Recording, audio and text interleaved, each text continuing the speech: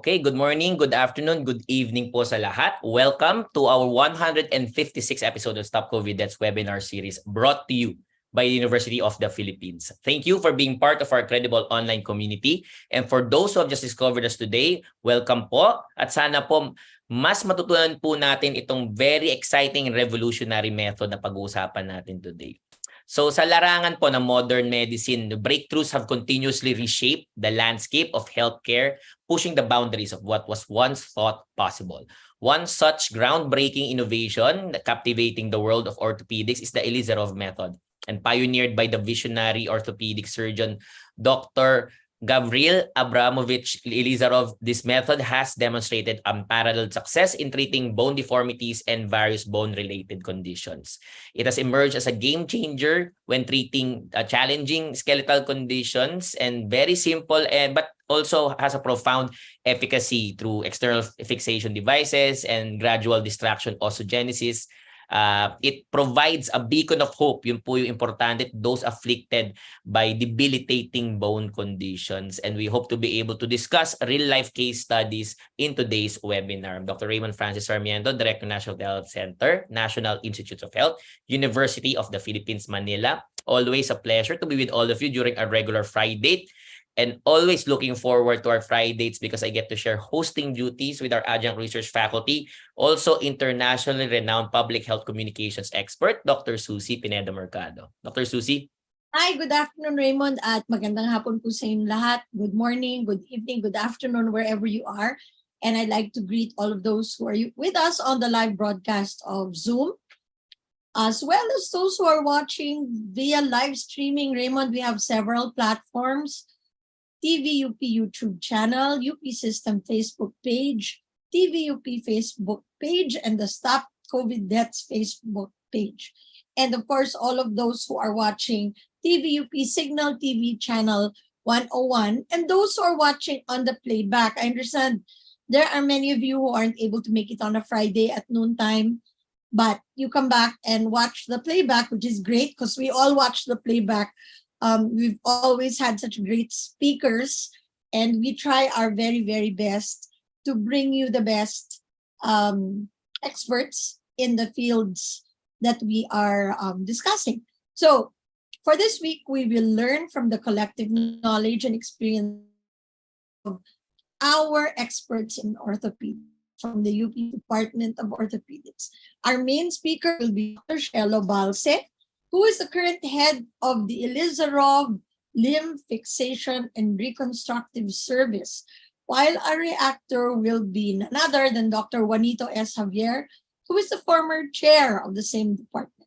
Synthesis and closing remarks to be done by Stella Marie Jose, who is the head of the PGH Office of Expanded Education and Training.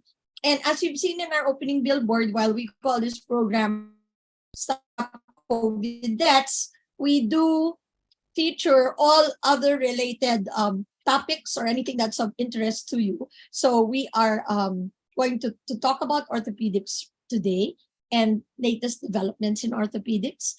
And before we do that, though, we would like to share with you the latest news in health and medicine, both here and abroad, through the news update.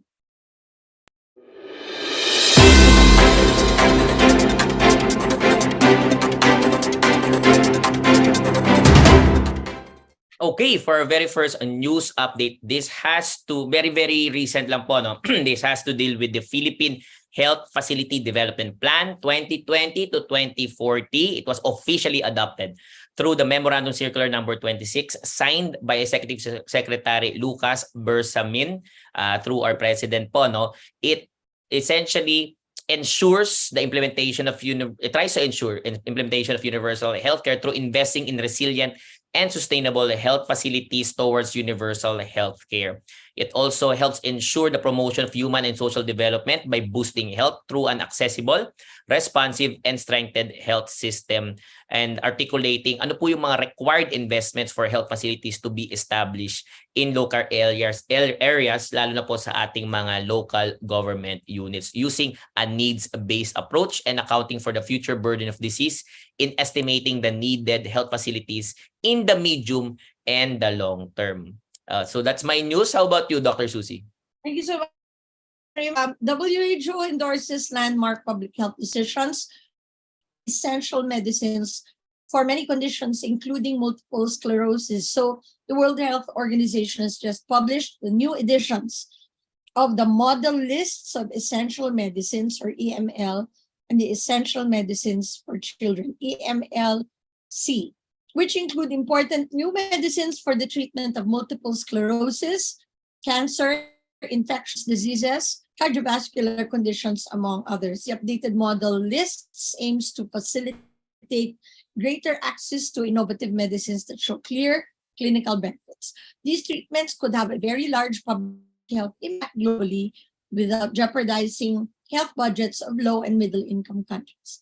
The updated essential medicines list includes 24 new medicines for adults and 12 new medicines for children. So for those of you interested, please visit the WHO website to take a look at what these new medications are, and they may be useful for you in your management of patients. That's our news for today. We'll be back next week with more news on the News Update.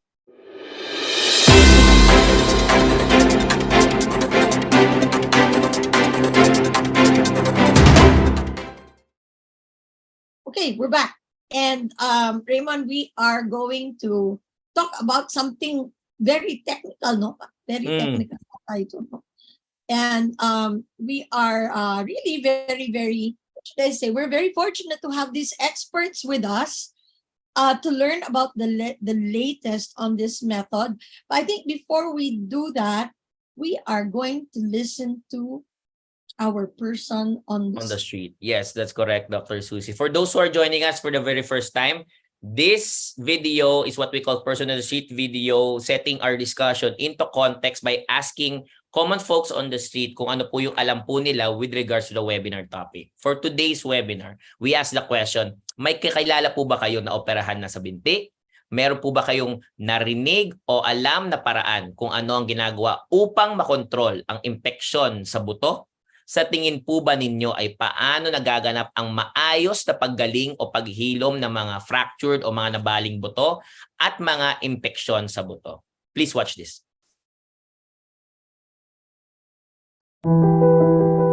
Apo. Pinsan ko siya, tapos nangyari sa kanya is na-aksidente sa pagmamotor. Yes, meron po nga siya. Yes. Wala pa po akong narinig na paraan para ma-lessen yung infection sa buto, pero sa case ng pinsan ko, binigyan lang po siya ng antibiotics para yun nga po, ma-lessen din yung bacteria dun sa nangyari sa kanya sa binti niya po.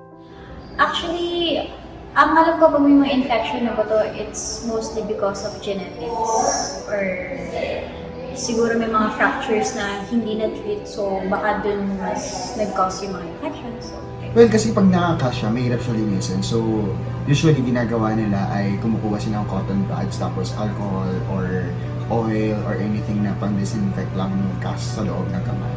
Or anything na may fracture, ganyan. So, I think, yung disinfection lang nung cast nila, yun yung easiest way para hindi siya ma-infect.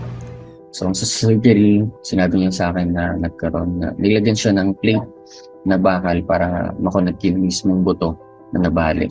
Then, ayun, binanggit niya nga sa akin na until now, hindi na bumalik yung normal na paglalakad niya kasi na dahil nga dun sa buto na nabalik, tapos dun sa surgery, kasi parang nagkakaroon daw ng paninigas, tapos especially kapag malamig daw, hindi lalong sumasakit kasi may bakal siya dun sa buto. sa tingin ko, syempre magsisimula sa operasyon, pagkatapos yung pag-inom ng gamot, mga painkiller ng pasyente, tapos therapy, patuloy na therapy na inaabiso ng doktor sa kanila. Well, aside sa pagkain ng masusustansya, like, syempre, importante dyan yung milk para mas strong or, vitamins sa katawan mo and minerals.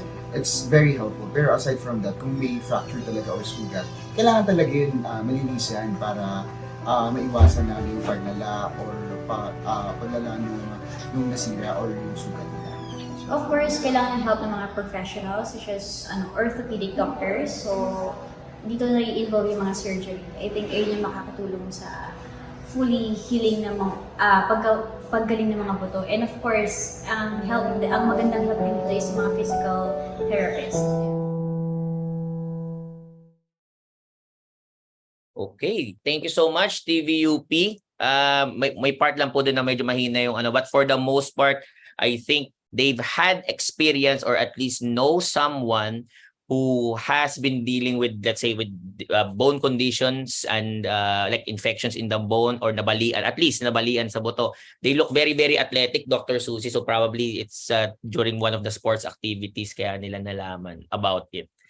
Oo Ayun. nga eh. Pero Hmm. very interesting, no? Very interesting. Parang to see how common it is, no? Parang ang dami lang nagkakaroon ng ganun. So thank you, TVUP, for that. That's always very helpful for us and for the speakers to have that context of personal history. Raymond, do you have some housekeeping? Yes, a little bit of housekeeping po for all those who are asking. Certificates of attendance will be given to those who have watched at least 50% of the webinar duration. So yung po mga nagtatanong and we see that there are still questions with regards to webinar 150, yun pong sa may climate change, the one that we partnered with the Climate Change Commission on sea level rise. That is still being processed at the Climate Change Commission. So as soon as that is available, then we will be sending out all of the certificates to all of the participants. But at least for the rest of the webinars up to last week, webinar 155, you should have been able to receive your certificates. If not, let us know at stopcoviddeaths@up.edu.ph. For our webinar today, we'll be having standard panel discussion format. And after our speakers have presented, that will be followed by a Q&A session. Before we proceed naman po into our webinar proper, we'll have our fun quiz. And for our fun quiz, as you know, we have this cute intro video for the fun quiz. Hello? Hello? Hello? Kumusta na kayo lahat? Hi, I'm Doc Susie, the mini Doc Susie. And I'm Doc Radar, the mini Doc Raymond. Are you ready to have fun? Simply open your browser to www.slido.com and enter your code to participate. We will discuss your answers during the panel discussion later on in the program. We will have it flashing on your screen in a bit, and we look forward to your answers. Masaya at madali lang ito. Join na!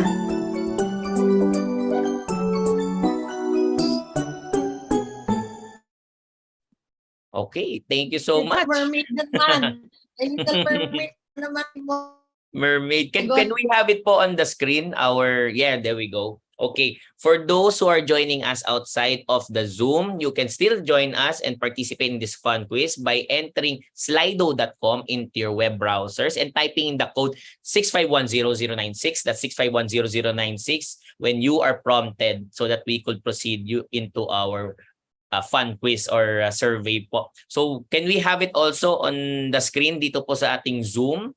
Okay, thank you so much. So our very first question, what are the ways to correct bone deformities and treat bone infections? Is it A, debridement and removal of the infected bone? Letter B, placement of Ilizarov rings? Letter C, amputation? Letter D, antibiotics? And letter E, all of the above. So we're seeing that slowly may marami po pong sumasagot sa ating fun quiz dito po sa Zoom. We'd like to greet those who are joining us all the way from the Governor Faustino MD Senior Memorial Hospital in Elagat, Isabela, from the Cebu Provincial Hospital in Carcar City in Cebu, Xavier University, Dr. Jose P. Rizal School of Medicine in Cagayan de Oro. Also joining us all the way from Hospital ng Binyan. Maraming salamat po from the Philippine General Hospital Internal Medicine po, Ward 1. Thank you so much. Doon po sa ating Rizal Medical Center. Viewers po and fans, maraming salamat po from UST. Thank you so much. Those who are joining us, University of Rizal System also from Cavite, and a regular from Dr. Tortona from the DECA Homes Loma de Gato in Marilao, Bulacan, Bataan, obviously from Los Baños. Maraming salamat po. For question number 2 reads, what are the advantages of using the Ilizarov method to treat bone infections and deformities? Is it A, minimal surgery? Is it B, able to do full weight bearing? Is it C, gradual lengthening and correction of certain deformities, or D, lahat po na nabanggit or all of the above. Obviously, we'd like to greet those who are joining us, especially from the University of Hail in Hail, Saudi Arabia. Maraming salamat po. Chonin Hospital in Taipei City, Taiwan, the University of the Philippines Nursing Alumni Association International Incorporated in Edison, New Jersey, United States of America, Canadian Medical Center in Dammam, Saudi Arabia. Maraming salamat po. And those may pahabol po from Bawan, Batangas, kaya sa maulan pong araw na ito. Thank you so much. And to get our webinar rolling na po, no, I'll turn the floor over to Dr. Susie. Okay, thank you so much, Raymond, and everyone for participating in the fun quiz. I know that you're all excited to get the webinar on the way, so let me introduce our main speaker. We are privileged to have the head of the Ilizarov Limb Fixation and Reconstructive Service of the UPPGH Department of Orthopedics. That's all. Warmly welcome, Dr. Shelo E. Balse. Shelo, welcome, and the screen is yours. Morning po. Good afternoon na pala. Sorry, let me just share my...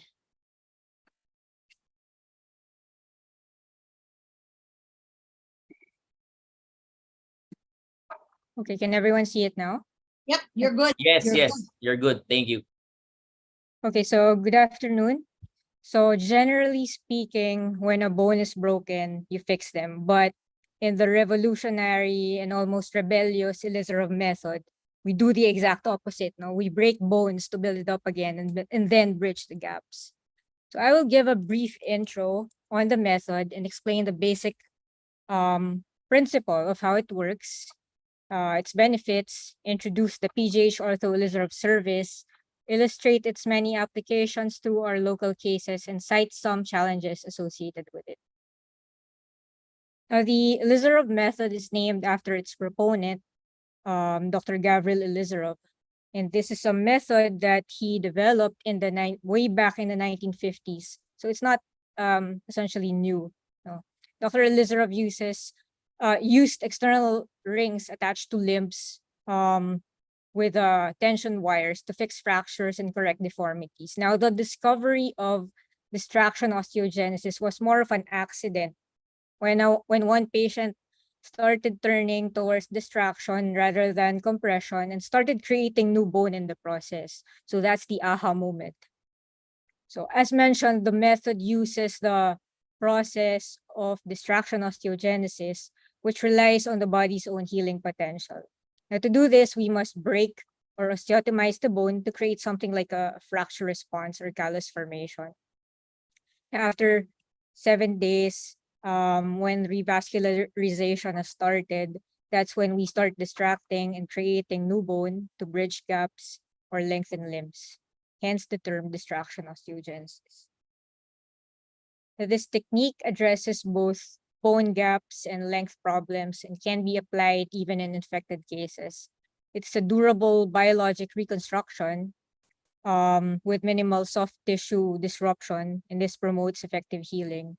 Now, the multiplanar construct gives stability to allow full weight bearing, which is also essential for bone healing, and it avoids donor site morbidity because you don't really need to get any bone from other parts of the body, and you don't need large intercalary bone grafts and the need for vascular anastomosis.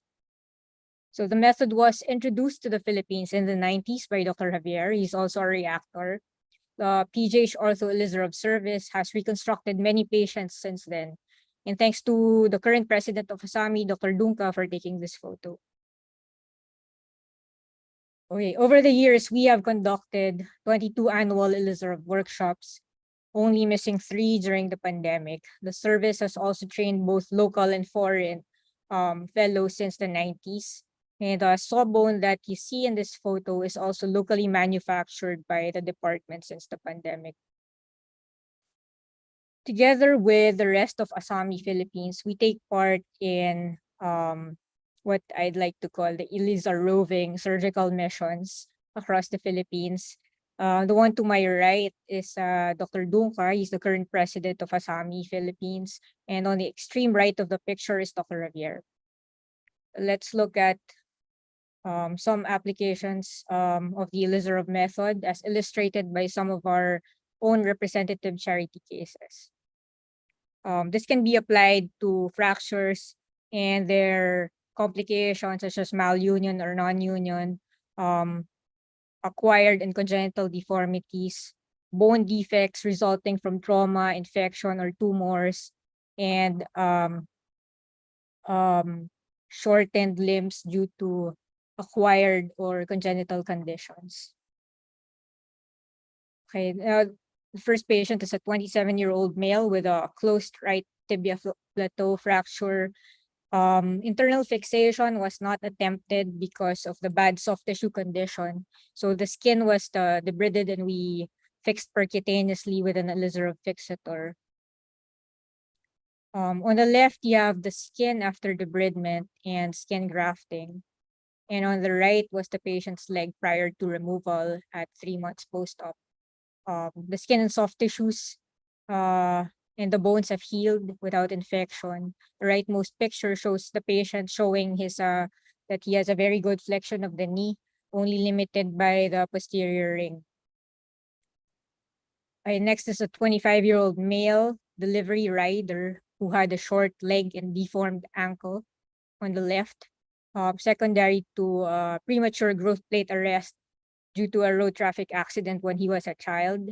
He had a 5-centimeter limb length discrepancy and a varus ankle, for which we did acute correction of the ankle deformity, then applied an Ilizarov for lengthening.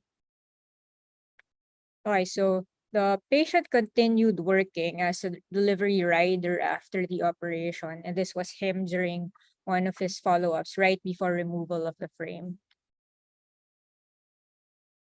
Next, we have an 18-year-old male with telangiectatic osteosarcoma of the proximal tibia, for which liquid nitrogen and internal fixation for knee fusion was done. The patient was referred to us for delayed peri-implant infection. So we removed everything, including the dead bone, applied a knee spanning Ilizarov for knee fusion, and applied antibiotic beads. We removed the beads after 2 weeks and made the triple corticotomy to bridge the gap. And the x-ray on the right were x-rays with a reconstructed bone gap already. So this is the, sorry, parang naghang. Okay, so this is the patient 3 years post Ilizarov. I think nag-skip yung video dun sa right, sa left. But on the left, he was ambulated with no assistive devices. He does have a limp because of the knee fusion with some foot drop from the original surgery. He is still awaiting his brace for the foot drop. In the right video, shows him getting up from bed, donning his shoe.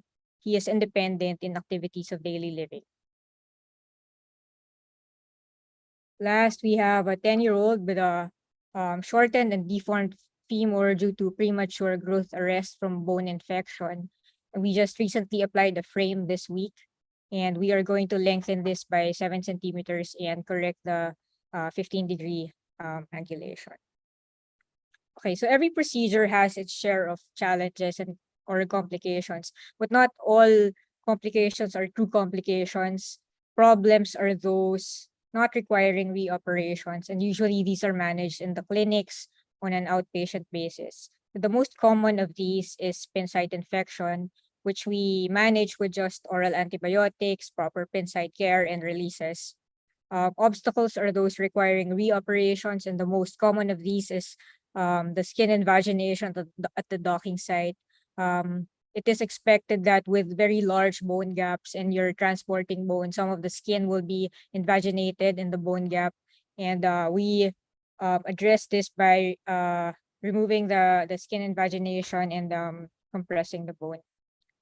True complications happen during the original surgery or persist even after removal. An example of which are maybe soft tissue injuries or nerve injuries, which really rarely happen. So since this is a gradual reconstruction, one major turnoff for some patients is the duration of reconstruction, with an external device. So for some, it may negatively impact the quality of life or the mental health. So patients really need to be counseled whether they are ready for this commitment or not. The bottom line is it's not for everyone. So we also choose our own battles. Okay, so in summary, the Ilizarov method is through the Ilizarov method, we break bones to bridge gaps. It is an effective and versatile treatment option for a wide range of conditions. While there are some challenges associated with it, these are outweighed by the benefits it provides. Thank you. Okay, thank you so much, Dr. Balse. And we appreciate din po the pictures that you showed in the video po. Thank you so much. Dr. Yeah, Susie? Raymond, that's amazing, no? I remember when we were students, we used to pass by and see these wards, or this was being done. But we'll reserve the questions for later. But Dr. Balse, Cello, thank you so much. Very, very clear presentation, very, very interesting examples. And I think we all learned a lot from this. Okay, Raymond, over to you. Thank you so much, Dr. Susie. For our reactor naman po, he is the former chair of the Department of Orthopedics. So, and he was mentioned naman po in the presentation of Dr. Balse. He also is the former president of the Association for the Study and Application of the Methods of Ilizarov, or ASAMI, Philippines. Please give a warm virtual welcome to Dr. Juanito Javier. Dr. Javier? Thank you very much, and good afternoon, everybody. Thank you very much, Cielo. That's a very concise but well-presented introduction to the methods of Ilizarov. This actually is the term revolutionary is appropriate, very appropriate, because the thinking before in orthopedics, let's say, if you want to fuse bones, you compress them. But then Professor Ilizarov found out that in good, optimum condition, when you cut the bone and you destruct it, the bone will form new bone. There are only two tissues in the body that can produce its own type of tissue when it repairs. One would be the liver, and the other one would be the bone. Let's say if you get an infarct of your heart, it becomes scar, or sa brain, ganun din. But in bone, when it is injured, bone is produced if you put it, if the optimum condition is provided. And during the time that the bone is being destructed, that cylinder of new bone is very, very flexible. And it can be molded, it can be twisted, and could be angulated to form the correction. So the method itself provides us with the possibility of lengthening the bone, produce new bone, and then during the time that particular bone that has been lengthened before it's fully consolidated, it could be manipulated. You can twist, you can bend, and translate. So you correct the deformity. That's how we do now correction of the deformity. Cielo has highlighted the different ways by which we can use it. In instances of the last one would be in sarcomas, bone sarcomas, wherein you resect a huge amount of bone to salvage the limb, but you're left with a big gap. And that gap can be bridged by producing new bone, by cutting a bone. We call that a corticotomy, and you transport that small piece of bone to bridge that gap. And eventually, that gap will be obliterated, and then the new bone becomes consolidated. So you have a nice bone restored.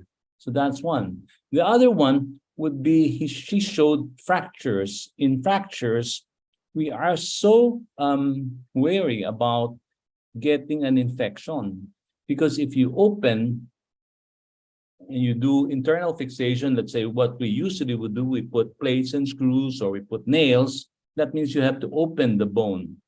But then if the condition is not good, then the possibility of infection getting into the bone is very high, just like what Shella has shown. The skin or soft tissue does not allow us to do internal fixation. And because the Ilizarov rings are percutaneously placed, meaning you only put small pins to hold on to the bone, and then you have an external, something like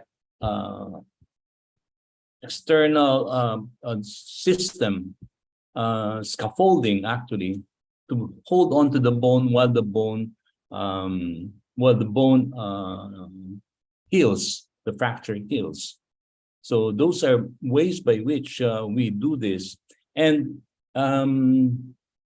it has become, one of my former residents told us that we should call our service Hallelujah Service, because in many occasions when the other specialties in orthopedics have given up, let's say it's infected, they cannot do their work because the bone is defective, and they send them over to the Hallelujah Service. So we ended up fixing those difficult cases. So we do a lot of these very difficult cases after the traditional methods of orthopedic surgery has already been done. So basically now in the Philippines, we have trained, the service has already branched out. We have Ilizarov service already established, at least formally, in the J.B. Lingad Regional Hospital in Pampanga, and also at the Jose Reyes Memorial Medical Center. These are due to the work done by one of our colleagues, a former fellow of mine, actually the first fellow of Ilizarov, Dr. Daniel Dunca, who's doing very good job. And then we do yearly workshops to spread the word, to teach our residents on how at least to apply the basic external fixation using the Ilizarov method, and then give them adequate knowledge on how they can be applied. But if you really want to become specialized, you do need to do some form of fellowship. We offer a one-year fellowship at the Philippine General Hospital at this point.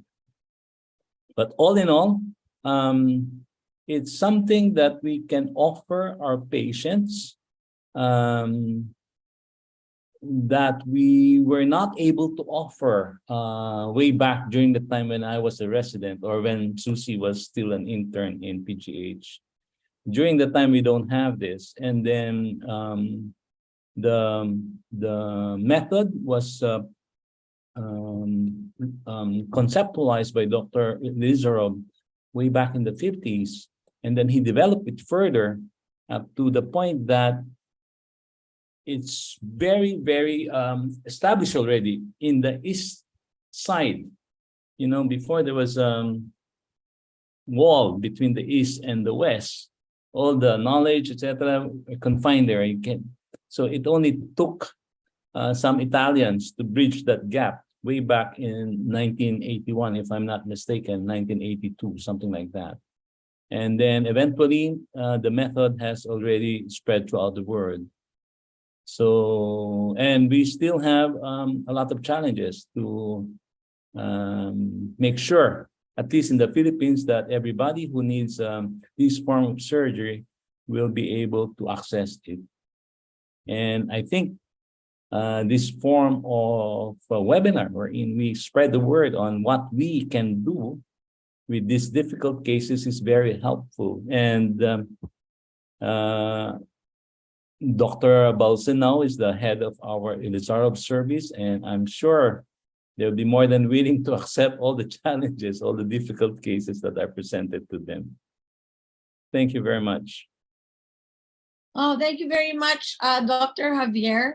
I really find that very fascinating. No, you said that the liver and the bone can regenerate. Raymond, I remember as a child, I was also always fascinated by how the the lizard regenerates its tail, right? Mm. Right. But then it doesn't really regenerate a tail with bone in it, di ba? Parang Mm. nagkakaroon lang ng some kind of a cartilage or something. Anyway, Dr. Javier, very, very brilliant insight into the history, the relevance, and what we can continue to do for our patients. So thank you so much for your input in this webinar. Thank you. Thank you very much. Over to you. Thank you. Thank you so much, Dr. Javier. Wow. Very, very, ano lang, no? Very brief lang, pero I learned a lot from Dr. Javier. Thank you so Alam much. mo, Raymond, yung mga ortho, ganyan talaga sila. And straight to the point. Kaya sabi ko, ang ganda-ganda ng both of our speakers were really so good. Okay, so go ahead.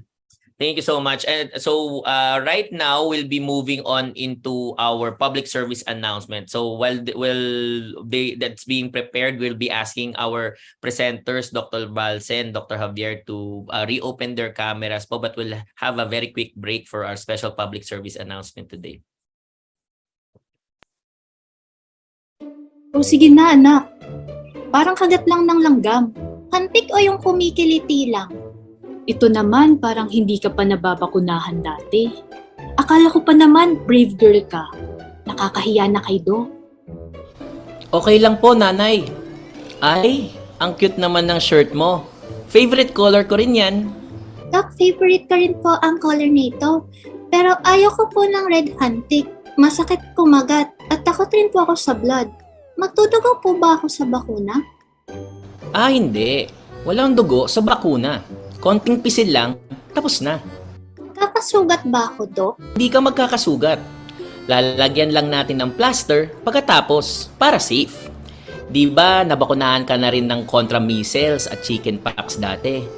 Parang ganun lang din ang bakuna para sa COVID-19. Natatakot pa rin ako, Doc. Alam mo ang secret sa pagiging brave. Hindi ibig sabihin na wala kang kinatatakutan. Kundi, kahit natatakot ka, hinaharap mo pa rin ito. Okay. Ready na po ako, Doc. Una, pupunasan ko muna ng bulak na may alkohol ang braso mo. Okay? Tapos, mabilis lang na konting... Ayos! Tapos! Tapos na, anak. Pwede mo nang buksan ang mga mata mo. Nay, sabi sa inyo, brave girl na po ako eh. O, heto ang prize para sa'yo, ha? Wow! Bagay sa shirt mo. That's the color of bravery. Color rin yan for love. Thank you, Doc. Thank you, Nay. Dahil ako po ay mahal ninyo, nagpabakuna na ako. Kaya mga bata, magpabakuna na kayo. Stay safe and stay well. Mga bata, magpasama na sa Bakuna Center. Thank you so much, TVUP, the COVID Communication Public Service Announcements, one of the many creative outputs po of the Stop COVID Deaths team to push for COVID-19 vaccination. So please share this video clip in all your social media accounts. Stay safe and stay well. Magpasama na po sa Bakuna Center. Okay, we can start off with the questions, Dr. Susie. Yeah, so a couple of questions first. So, Shelo, Yes, ma'am. you mentioned quality of life and possibly psychological or mental health issues. Would you like to talk a little bit more about that? Yes. Yung Ilizarov kasi it's an external device, di ba? So not all patients actually want that the bulk. And then also it's if you're talking about reconstructing large bone gaps, they're gonna have to turn that every day. So some patients might not be ready, no? Patients and families. Some actually get depressed. No? I've seen that happen. It's not because of the pain. Kasi physically, we shake it, it's not really painful, but they can't sleep. So it's more of something going on in the mind, no? They're not ready for the fixator. So it's essential to really counsel patients prior to applying these things and make sure of their commitment as well as the family's commitment for a very lengthy reconstruction process. The reconstruction process varies by how much reconstruction we need to do, no? How long the gap is, how long we need to lengthen. So yeah, always appraise them of the duration of the reconstruction process, and we always need to make sure they are committed to the post-op protocols. Yeah. Chelo, the you mentioned pain, no? Because I think that's the first to mind when you're looking at it, right? It looks so painful. I think what you're also trying to say is that it's not comfortable, no? So that's why they're not able to take it, or they could get depressed. Can you talk about the pain a little bit? Di ba masakit yan? Parang merong mga nakatusok dyan. Ano bang nararamdaman ng pasyente? Actually, it's not supposed to be. Yeah, Also, it's not supposed to be painful, ma'am. Maybe there's pain if it's not properly applied, or if there are loose components, or if the soft tissue has not been released properly, or if there's a pin site infection. But a properly applied fixator is stable enough for you to move the joints surrounding it and bear weight on it. It's not supposed to be painful. Susie, Go we ahead. have what we call a shake test. We do that, Take this. especially after surgery. We hold on to the ring and we shake it. It should not be painful if it's properly placed. So a lot of the discomfort really is, as mentioned by Shelo earlier, is that it's there, it's external. It's so inconvenient to have an external fixator. But mind you, a lot of these patients who come to us is the end of the line for their treatment. Those who have undergone multiple surgeries already, they've lost bone, they become infected. So they are, when they come, they are really motivated to get it sorted out. So that helps. And at the same time, at the Ilizarov clinic at the Philippine General Hospital, we have a dedicated clinic wherein they would come at the same time. So they will be able to see each other, and that would be patients share their experience and they share how they cope, and that helped a lot. And a lot of times we learn from them. A lot of the innovations that we have come, Support group, no? that we have used or utilized in the past, a lot of them came from the ideas of our patients. Yeah, nice. Okay, Raymond, go ahead. Okay, for one of the questions that we have from Dr. Tortona, can the Ilizarov method be used to make a person taller with corresponding increase in length of upper extremities in proportion to the length of the lower extremities? And how much is that yung pong nadadagdag sa kanya? Yes, I was trained for that, no? In Seoul, South Korea. It's very cultural for them, height, no? Even those with idiopathic short statures, who are actually taller than me. Male patients who are taller than me are seeking an increase in height, no? Yes, it can be done, but should we do it is actually the question. Not because you can do things you should all the time, no? Of course, if it's a cosmetic thing, you might want to check out the mental health of the person also, no? Kasi baka naman maglagay ka ng external device for lengthening, and then baka lalo pa siyang masagwaan sa itsura niya, di ba? Those things, kailangan mo ma-clarify before you do these things. We sometimes offer it to dwarfs, no, or achondroplastics, but as a bonus procedure for correcting angular deformity surrounding the knee. And sometimes to lengthen the upper limbs for hygiene purposes, kasi hindi nila ma-reach yung perineal area nila, or yung puwet, no? Yung mga ganong parang kailangan you need to establish the purpose. For cosmetic, kung purely cosmetic reasons, medyo personally I don't wanna do it. Mm. Yeah. Another question is how much yung length na dapat mo Yes, i-length. yes. Mm. It's established that at 20%, usually yun, 20% yung safe. Okay, na wala ka pang mga soft tissue contractures, wala kang joint contractures kasi remember you're lengthening the bone pero meron ding other structures surrounding it, 'di ba? Soft tissues, yung muscles, yung tendons, neurovascular structures are also there. So the safe percentage is 20% of the length of the bone you're lengthening. Pero you can push that a bit, maybe to 30% as long as you have a very good rehab program that ensures that the muscles aren't getting contractures. And in Seoul, as I remember, we've actually pushed it to 50%. Yeah, how long will it take to reach maximum possible length? It depends on the length you are pursuing, no, or the gap that you're trying to bridge. Usually we go at 1 millimeter per day, no, to bridge a gap or to lengthen. So you compute that maybe for a 3 centimeter defect, you're going to or lengthening, you're gonna have to turn for 30 days and then wait for consolidation pa. So roughly double that time that you turn.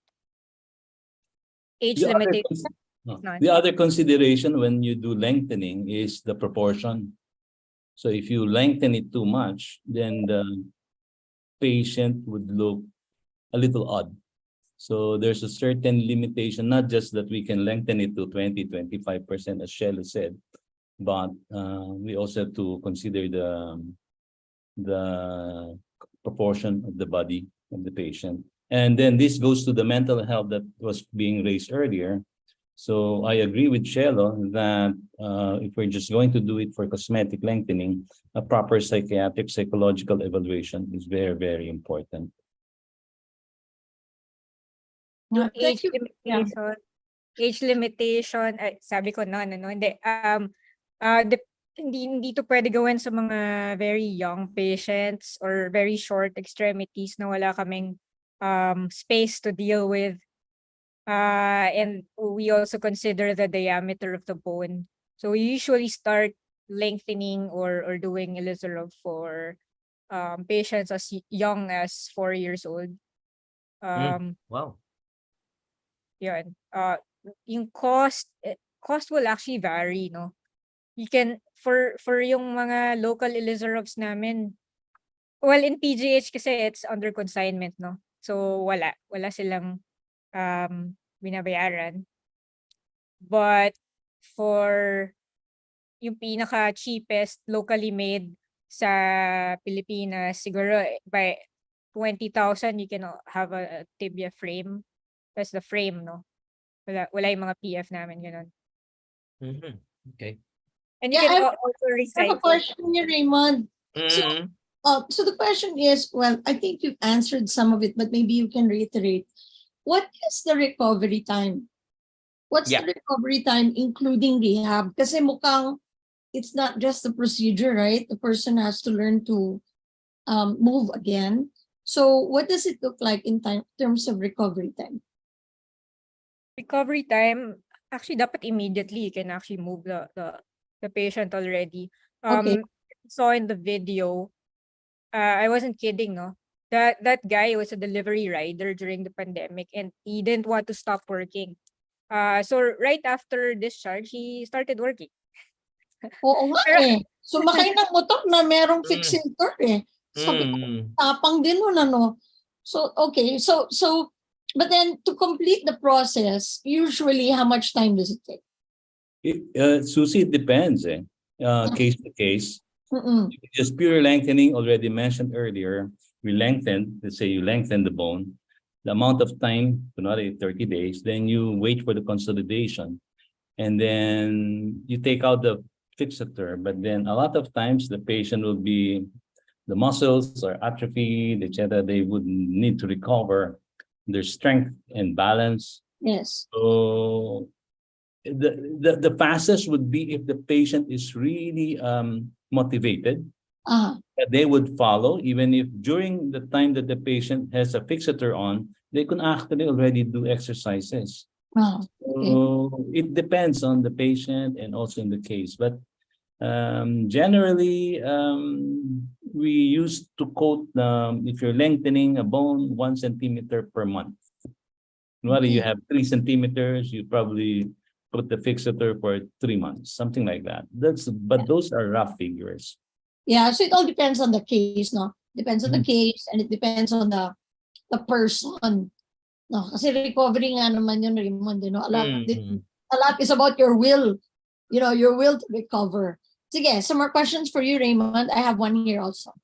Okay, let me just pull it up. Where is that? Oh, there we go. It says here, what type of anesthesia ang ginagamit po sa procedure, and will it be, well, the question was, will it be painful after the surgery, and how do I manage the pain if ever? Those are the questions po. Usually for lower extremities, just spinal anesthesia. But kung medyo mas matagal yung expected naming duration of the surgery, may epidural anesthesia pa yan. Of course, if we're doing it for the elbow or the humerus, naka-general anesthesia yung patients. Yeah, pwede ring block. But since ang position kasi namin pag sa upper extremities is usually naka-side naka-lateral decubitus, no?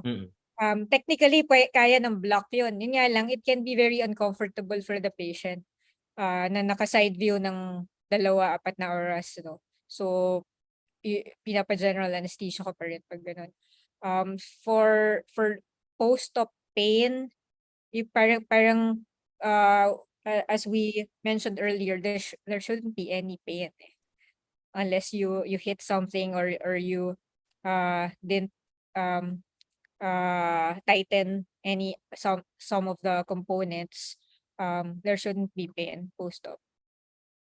I have an interesting question here. Do you have more male patients than female? We have more male patients because of the road traffic accidents, but my experience with the female patients, they were actually more willing to have their fixators removed in clinic, no anesthesia. Kasi usually nag-anak na yan Nanganak. More painful. So usually the female patients the threshold for pain is better. Wow. Usually the female patients don't request for sedation prior to removal. Okay. Raymond, over to you. Meron ka dyan? I have another one also.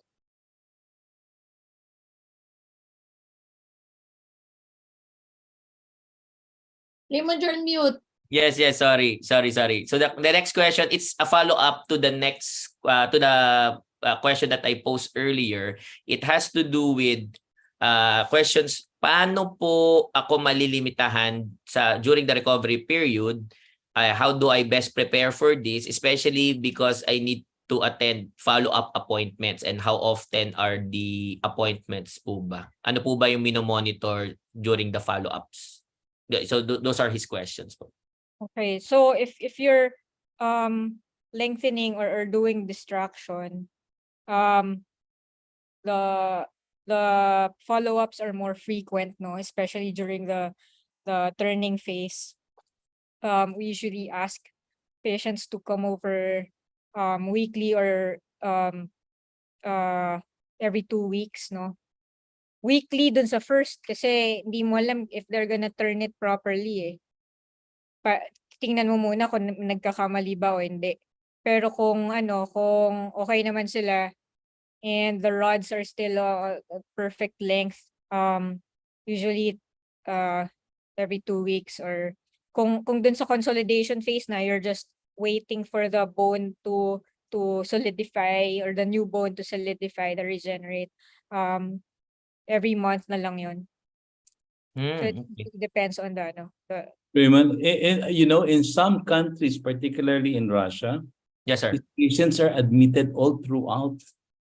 All throughout. Oh, Yeah, okay. they're in the hospital doing rehabilitation twice a day, so often as they. So their outcomes, I would, of course, would be much better. Unlike, let's say, we have, but our health system will not allow that. So, but then we do a lot of instructions on what to do, and then the monitoring, we do it on clinic, usually a couple of weeks, a month, depends on the particular case. Okay.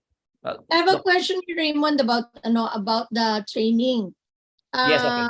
Yeah. So the question is, Dr. Javier mentioned 1 year fellowship. After 1 year of fellowship, would would an orthopedic surgeon be able to already do this in the provinces? Right. When we do orthopedic surgery, the general orthopedic surgery, our goal really is that this is an external fixator, and it can be used in cases where any external fixation can be utilized. Let's say for an open fracture or even a closed fracture. Even general orthopedic surgeons should be able to use this in those simpler cases, right? We have our workshops to help introduce and to show them the details, some pearls on how to use the Ilizarov, but they would need extra training, especially if the case is complicated, because it's not taught during orthopedic residency. And I would say at least a year would be minimum for them to gain enough expertise. But as we always say, after fellowship, it would take around 5 years at least, continuously practicing what you've learned during fellowship before you can say, I'm an expert. So that's how I think we'll get our Ilizarov surgeons ready. Okay, so I have another question here, Raymond, about the fixator. Is it produced locally or is it imported? Good question. Because when way back in the 90s, when I first used Ilizarov, the international company that make the rings, they don't provide it here in the Philippines. We cannot, there's no distributor. So we went to the machine shop. We have somebody manufacture crudely. Oh, okay. Similar, we use our wires, we use our we call it instruments coming from hardware, from the hardware. And then eventually, we found people who can make it better, who are now producing a quality Ilizarov rings. Nice. So they become cheaper, but we already also have, there are companies now who can bring in the Ilizarov rings.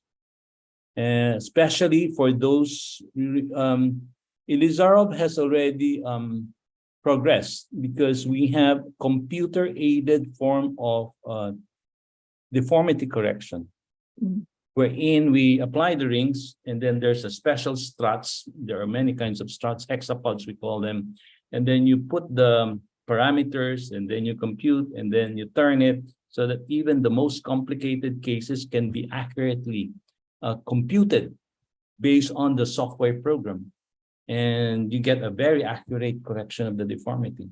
So that's how advanced now Ilizarov surgery is.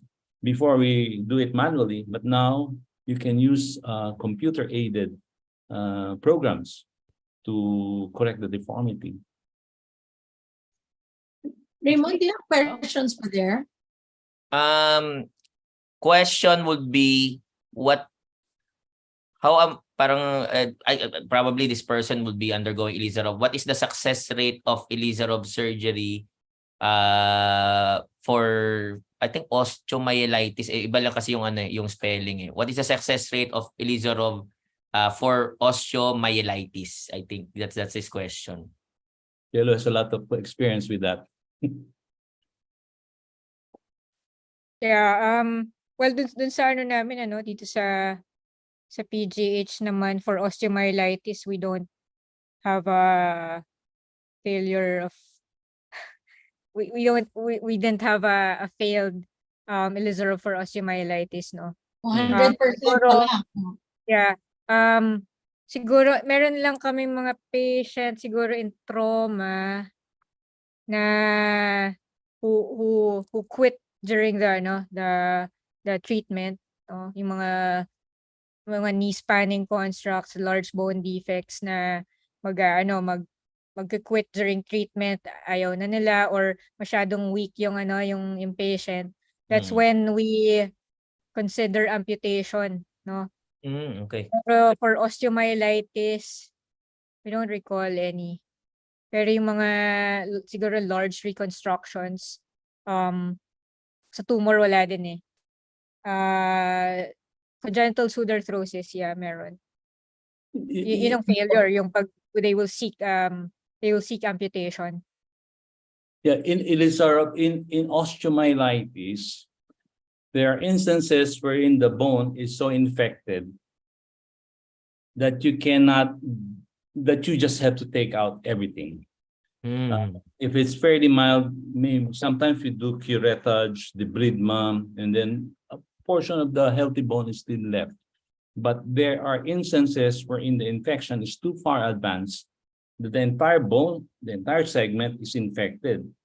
And that's where Ilizarov comes in. We are not afraid to take out a huge chunk of bone, that infected bone, throw it in the bin, and then because we know that we can regenerate the bone.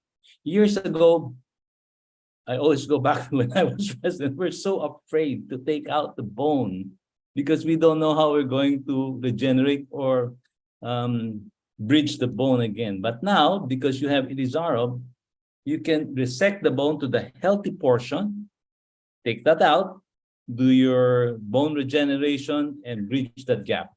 So you get healthy bone. So that's why the success rate for osteomyelitis is fairly high. Okay. Next question po would be, are there any lifestyle adjustments or modifications that I will need to make to optimize the healing process? Yeah, to optimize the healing process talaga kailangan tumayo ng pasyente. Tumayo and mag-move. That's why we placed a very stable frame, no? So probably the mindset, it's something that you need to correct all the time, no? Yung sa clinic, syempre may mga patients na they did not expect na ganyan, ano? Ayaw na nila tumayo after. Pero need to correct it na kailangan mo patayuin, kailangan mo ipa-move. And if ayaw talaga nila, pa-rehab sila. How about food daw? There's another Food. one. Ano daw dapat ang pagkain pag nagre-recuperate? May sasabihin niya si Dr. Javier. Yeah, one important thing that they have to get rid of is smoking. If they're smokers, Yay! Thank you. they I'm so happy. Yes, they pala. should stop smoking immediately. Otherwise, I tell patients who are for Ilizarov surgery, if they're not willing to stop smoking, we will not do the surgery. Why? Yay! Because it is well known that smoking decreases the capability of the bone to form and to unite. So a lot of problems that we had before, early on, we trace it to patients who were smoking during the time that while they're waiting, they kept on smoking. So we get non-union. So that's a major lifestyle change, I think, that they have to make. Nako, I'm so, that's music to my ears, Aning, no? Parang, Yeah. ano kasi, di ba? Parang, okay, no, but I have a question here about food. What kind of food promotes good bone growth? Meron ba? Or just eat a regular diet? Ako eat regular diet. Wala naman akong pinagbabawal sa food. Pero tama si Dr. Javier, smoking.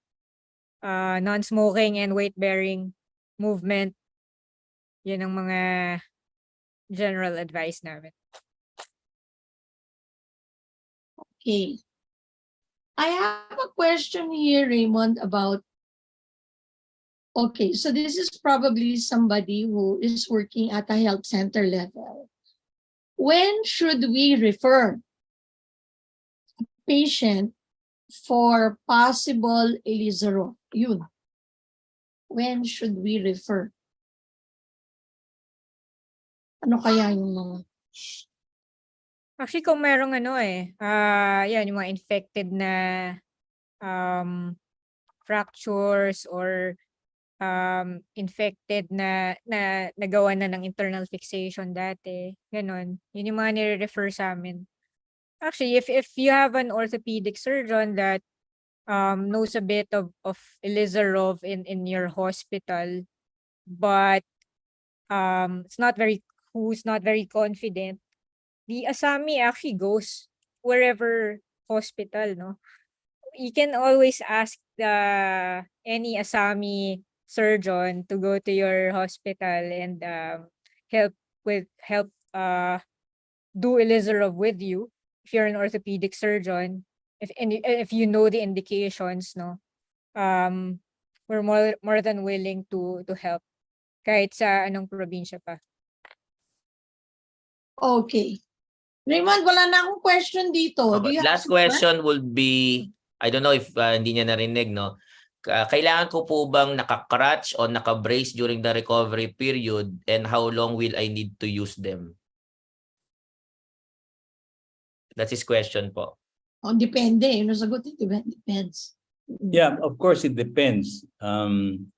But what we tell patients is that it is stable enough for them to put weight on that particular leg, if it's the leg. And then, of course, they might need some assistance to provide stability, walking aids like cane or crutches or even walkers. It depends on the situation. But generally, we say you can put weight on it. Okay. Okay. So, Raymond, we're gonna finish early today. Mukhang... Yeah, no more questions. I think wala naman questions. Naubos na eh. yes, Oo. yes. So we can go to our okay, so for our two panelists, for Shelo and for Aning, we're gonna give you a minute or two to think about your parting words. Meanwhile, we'll have an evaluation. Raymond, go ahead. We'll have muna the answers po to our fun Ay, quiz. oo nga pala, talaga Can we naman. show our Nakalimutan fun ng quiz lola po mo. dito po Oo, sa fun ating quiz muna. Sige. Okay.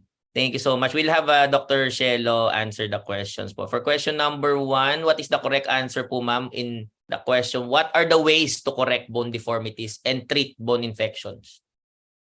These are all valid, all of the above. And meron ding question dun sa Q&A. Kasi di ba merong amputation dito, di ba? What will the patient daw seek amputation while in frame or even before frame application? One, siguro if the patient is very sick or hindi talaga healthy enough to place an Ilizarov fixator, if there's poor family support, because ang reconstruction process, it's not only the patient, no? Kung hindi nag-agree yung family or there won't be anyone knowledgeable to do the turning protocol, edi mas maigi pa putulin mo na lang, di ba? Or you have a patient na vagrant, di ba? Na not very of good mental health, mabuti pa putulan na lang, di ba? Kesa merong siyang nilolog around na very heavy construct. Yeah, all of the above naman yan, or all. Those are all. Thank you, very Dr. Shelo. Question number 2 also for you. What are the advantages of using the Ilizarov method to treat bone infections and deformities? Yeah, all of the above.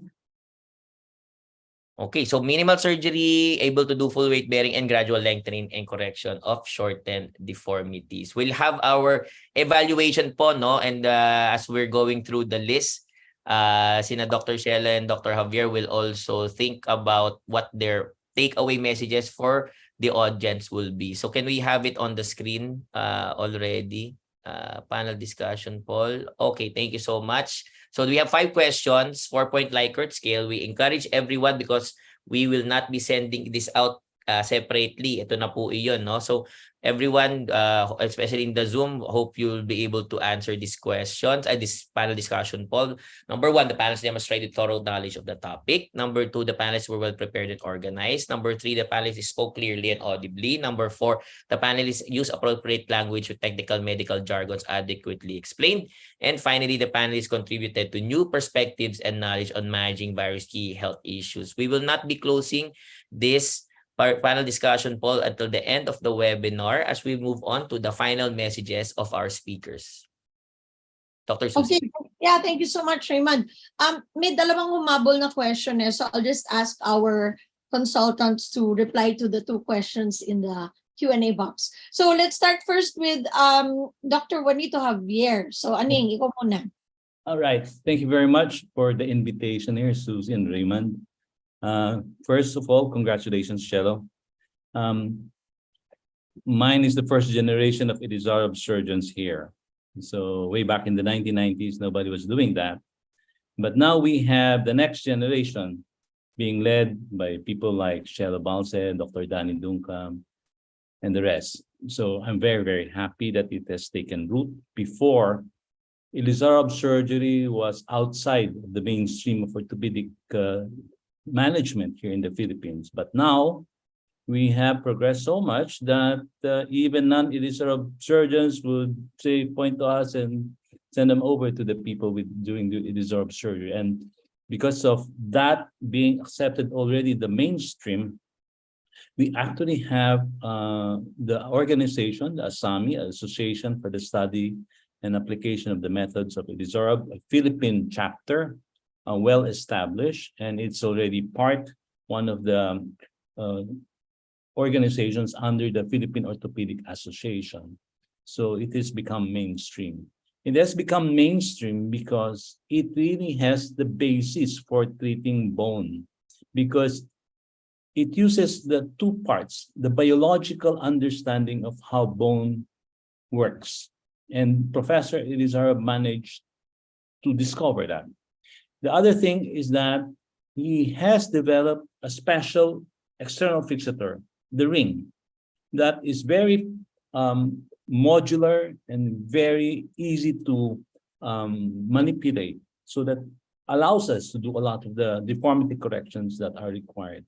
So my point would be for our participants to spread the word.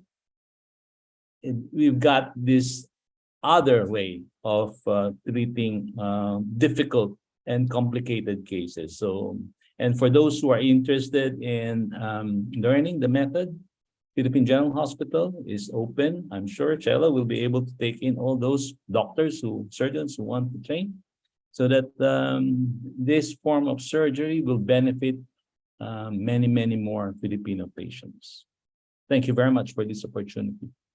Okay, thank you so much. That's Dr. Juanito Javier from the Department of Orthopedics of the Philippine General Hospital. Let's go to Dr. Shelo Bas. Shelo. Ay, nawala si Shelo. I think, oh yeah, I can see her. Sorry. Parang Shelo fell off yata. I don't know if it's her connection or something. Yeah. Mulan kasi, it's raining. Okay, so I think we can go to our let's go to our synthesis closing remarks, and if Shelo is able to come back on, we'll invite her after. Okay, so let's call on Dr. Stella Marie Jose from PGH extended education and training program. Continuing. Okay, go ahead. Stella. Good afternoon, everyone. Thank you very much to our speakers, Dr.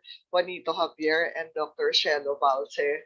It's a very enlightening lecture this afternoon.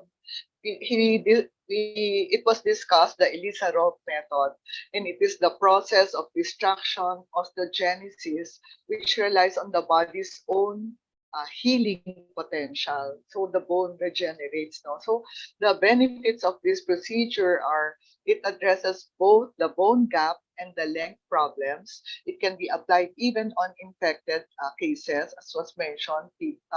People with osteomyelitis would be helped with this. There's a durable biologic reconstruction. There's early weight bearing, and there's no donor site morbidity, no need for large intercalary bone grafts, and no need for vascular anastomosis. Dr. Shello summarized it as the Ilizarov method is an effective and versatile treatment option for a wide range of conditions. While there are some challenges associated with it can be outweighed by the benefit that it provides. So even in bone cancer patients, they can do the Ilizarov, no? And like before, that patients will just have amputation. And now, with the Ilizarov, there is hope that amputation can be avoided. I would like to congratulate Dr. Juanito Aning Javier. He is the proponent of the Ilizarov method in the Philippines, together with Dr. Mikey Morales. Puro mga kaibigan ko itong mga to. So, kilala ko sila from way, way before pa. And, you know, it's really brilliant. Aning, wala akong masabi. You will never think that bone can regenerate in that fashion. No? We all before noon mga patients na multiple comminuted fracture na amputate, pero now there is hope for them. And we really like to thank our speakers for a very enlightening lecture. Back to you, Susie. Okay, thank you so much. That's Dr. Stella Marie Jose, Philippine General Hospital also. Okay, I don't know if Shello came back in. Wala. Raymond, parang wala ano. I don't see her, Dr. Susie. Sorry. Okay, so anyway, at this point, we'd like to thank the Department of Orthopedics for your time, the thoughtful presentation you see in the chat box, and you see all the emoticons that come out. Thanking you. Aning, you're still there, so you can see no yung pasasalamat ng ating audience. Welcome. Thank you very much for your time and for the service that you're doing for patients, for Filipinos who have this problem. Okay, next week, we have the Department of Gastroenterology. And sabi nga ng tatay ko, sa gastroenterologist, ano yun atay bito kastikmura. I'm not sure what the topic is, no, but definitely you stay with us. Next week, we will have experts in gastroenterology, and we'll be sending out to you our usual advisory. So we'll see you next week. Raymond, over to you. Thank you so much, Dr. Susie. Just showing on to the screen the results of our panel discussion poll. Mataas po, at least 94% of our participants really shows how well received this webinar is and how much they learn from our esteemed experts po.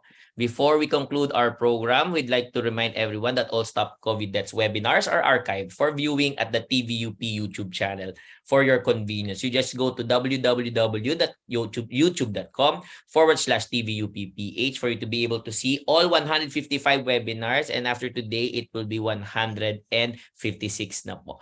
We also understand everyone very, very busy, so nag-create din po kami ng mga what we call SED shorts. So these are very, very short consumable videos that show just the nuggets of wisdom. So if you're like riding the train, waiting for someone, waiting for your coffee, etc., if you have like a few seconds up to a minute, you'll be able to watch ito po mga SED shorts. Also found in the TVUP PH po na YouTube channel po natin.